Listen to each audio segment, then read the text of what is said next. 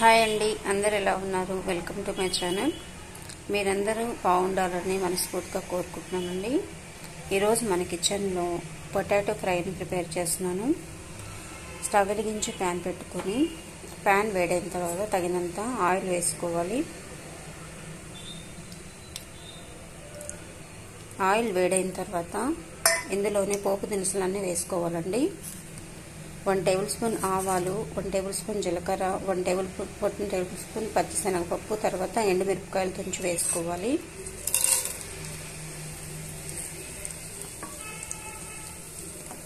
ఇవన్నీ వేగిన తర్వాత ఇందులోనే సన్నగా తరిగి పెట్టుకున్న ఉల్లిపాయ ముక్కల్ని, పచ్చిమిరపకాయ ముక్కల్ని యాడ్ చేసుకోవాలి.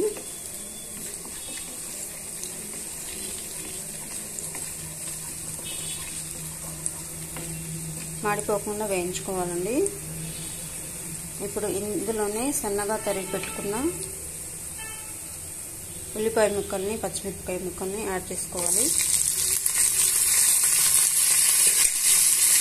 యాడ్ చేసుకొని ఇవన్నీ దోరగా వేయించుకోవాలి.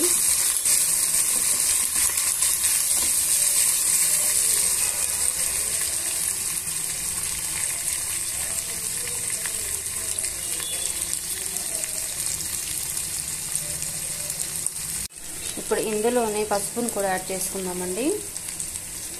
పసుపును యాడ్ చేసుకున్న తర్వాత ఇవన్నీ బాగా మిక్స్ చేసుకొని వేయించేసుకుందాం.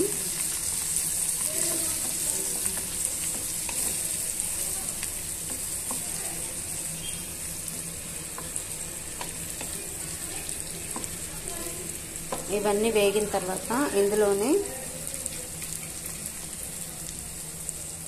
వెల్లుల్లి రెబ్బలు, తర్వాత కరివేపాకుని యాడ్ చేసుకోవాలండి. యాడ్ చేసుకొని ఇవన్నీ కూడా బాగా మిక్స్ చేసుకొని వేయించుకోవాలి.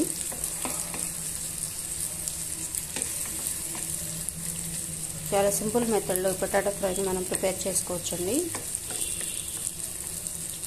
తక్కువ సమయంలో అయిపోతుంది.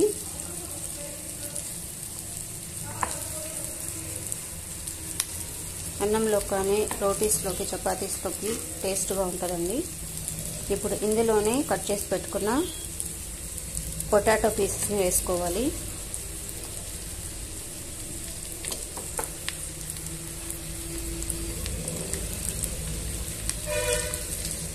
సన్నగా తరిగి పెట్టుకున్న బంగాళదుంప ముక్కల్ని వేసుకున్న తర్వాత ఇవన్నీ బాగా మిక్స్ చేసుకొని మూత పెట్టుకొని మగ్గనివ్వాలి.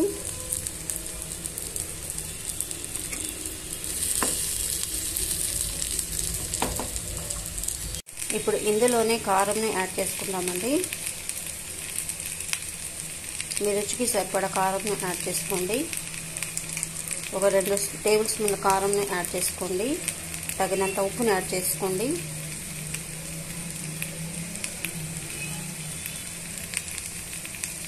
ఇవన్నీ బాగా మిక్స్ చేసుకొని మూత పెట్టుకొని మగ్గించుకోవాలి.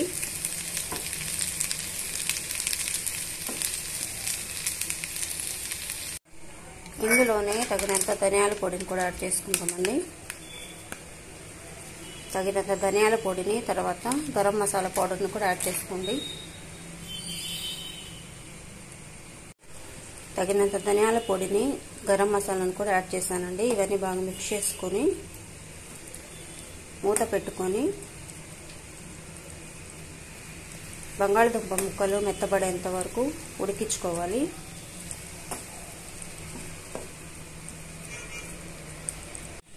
ఒకసారి మూత తీసి చూద్దామండి.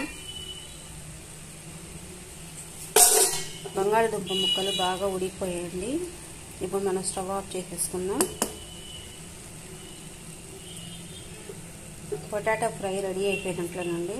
మీకు ఈ రెసిపీ నచ్చితే ప్లీజ్ లైక్ చేయండి, షేర్ చేయండి అండ్ సబ్స్క్రైబ్ చేసుకోండి. Thank you.